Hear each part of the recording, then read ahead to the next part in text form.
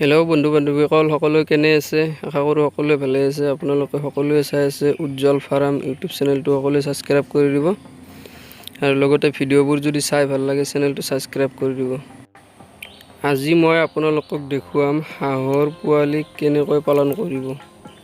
হয় চাওক, মই প্ৰথমতে আৰম্ভণিতে আনিছিলোঁ 50 পিচ।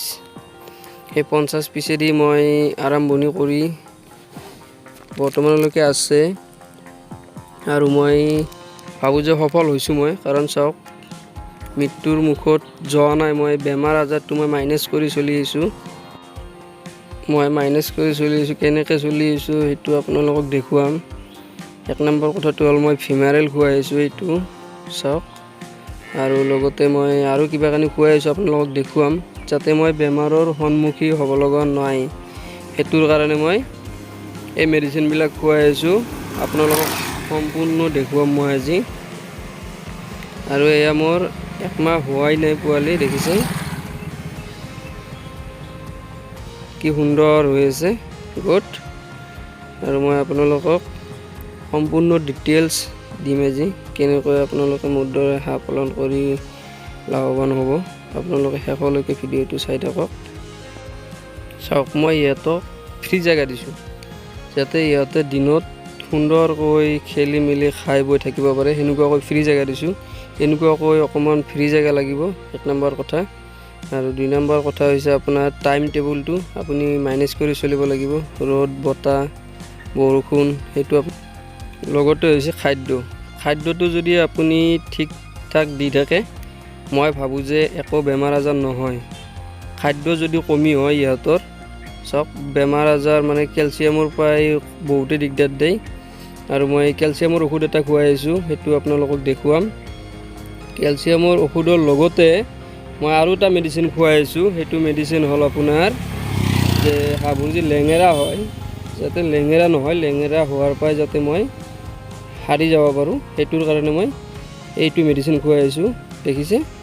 আৰু শেষলৈকে ভিডিঅ'টো চাই থাকক। মই কেনেকুৱাকৈ দানা দিওঁ, কি দানা দিওঁ, সম্পূৰ্ণ ইয়াতে পাই যাব আপোনালোকে। এই ভিডিঅ'টো সম্পূৰ্ণ চালে গম পাব।